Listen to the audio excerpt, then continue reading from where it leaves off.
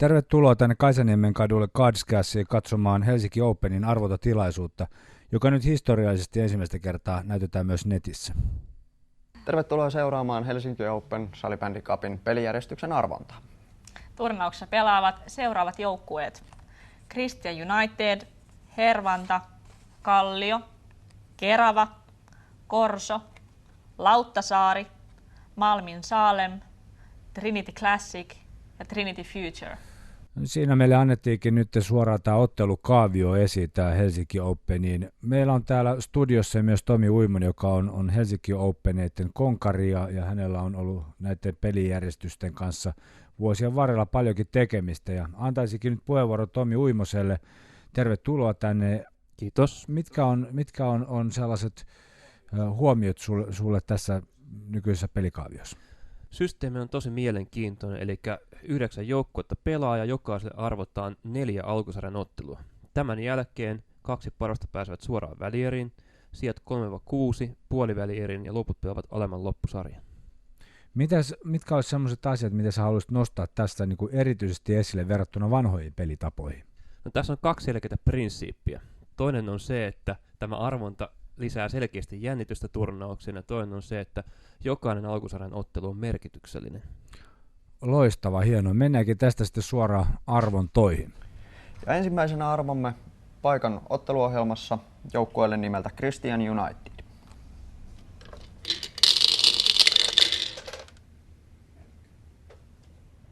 Ja Malmin seurakunnan Christian United pelaa paikalla 1. No miltäs toi nyt näyttää? No toinen arpoja näyttää ihan hyvältä ja lottokonekin toimii. Mutta se, että ensimmäinen joukkue ja silloin heti 3 peliä peräkkäin. No sehän on käytännössä, kun yhtä peliä pelaisi, että kyllä sen mies kestää.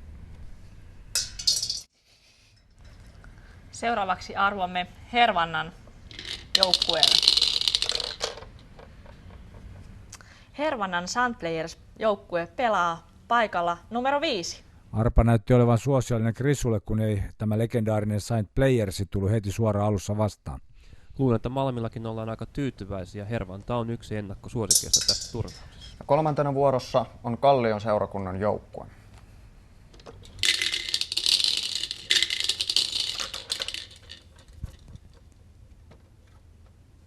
Ja vuorossa on Kallion seurakunnan joukkue, joka pelaa paikalla 3. Kallio on pitkään ollut tämmöinen turnauslupaus ja nyt ihan ensimmäistä kertaa mukana myös turnauksessa. Ja Kalliohan kohtaa Playersin 3. ottelussa. Seuraavaksi arvomme Keravan joukkueen pelipaikan.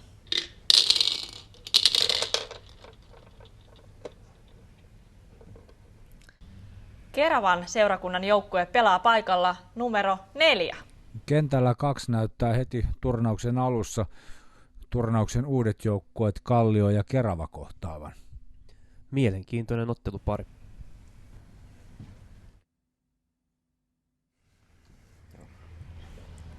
Ja nyt vuorossa on Korson seurakunnan joukkue.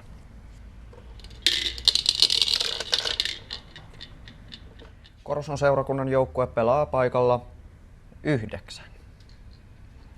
Ja mitähän me tiedetään joukkueesta Korso? Korso oli viime vuonna ensimmäistä kertaa mukana ja voitti Divarin finaalin Christian Unitedia vastaan. Seuraavaksi arvomme Lauttasaaren joukkueen pelipaikan.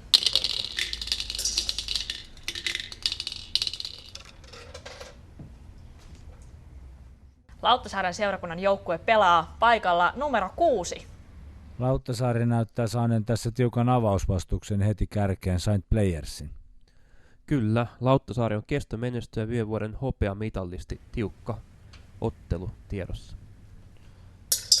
Arvonnan 7. joukkue on Malmin Salem seurakunnan joukkue.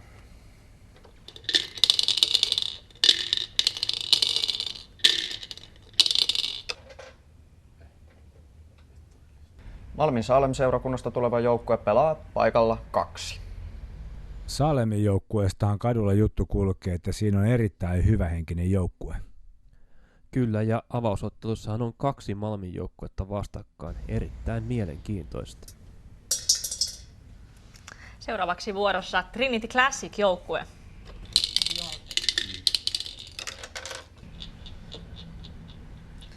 Helsingin tuomiokirkkoseurakunnan Trinity Classic-joukkue pelaa paikalla numero 7. Ja Classichan on tämä Trinity Classic, niin viime vuoden Helsinki Openin mestari. Ja Classichan on menestynyt naisten sarjassa, että sieltä tuli SM-kultaa ja Sirni on imuri. Täytyy sanoa, että vahvaa näyttöä siis joka puolella. Viimeisessä arvontavuorossa on Trinity Future.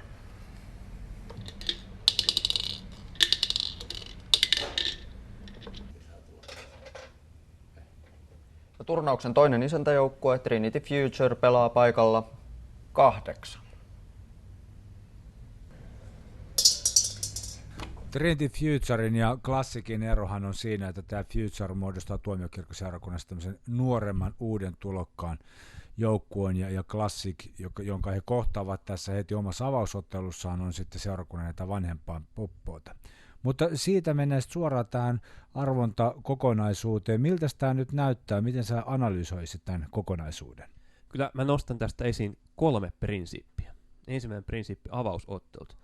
Tuomiokirkon joukkueet vastakkain, Malmin joukkueet vastakkain, 2 ensikertalaista, Kallio ja Kerava vastakkain ja 2 kovaa joukkuetta, Players ja Lauttasaari vastakkain. Mielenkiintoinen alku. Toinen prinsiippi. Joukkueiden voimasuhteita on vaikea arvioida, mutta veikkaisin arvonnan suurimmaksi voittajaksi Korson seurakuntaa. Ja kolmanneksi, arvonta mielestäni tasoitti vielä entisestään turnausta. Taistelu suorista välieräpaikoista ja puolivälieräpaikoista on tiukkaa. Pienet marginaalit ratkaisee. Erittäin mielenkiintoisia näkökulmia. Ei mitään muuta kuin jäädään tästä sitten odottelemaan varsinaista turnauksen, Helsinki Open turnauksen liikkeelle lähtemistä ja toivotetaan Jumalan siunausta jokaiselle joukkueelle niiden valmistautumisiin ja harjoituksiin ja muihin sellaisia. Ei muuta kuin rehdillä kristillisellä mielellä kohtaamaan ja mittelemään voimia Helsinki Openissa. Siihen asti, hei. Ja tämän jännittävän arvonnan jälkeen jäämme odottamaan itse turnausta.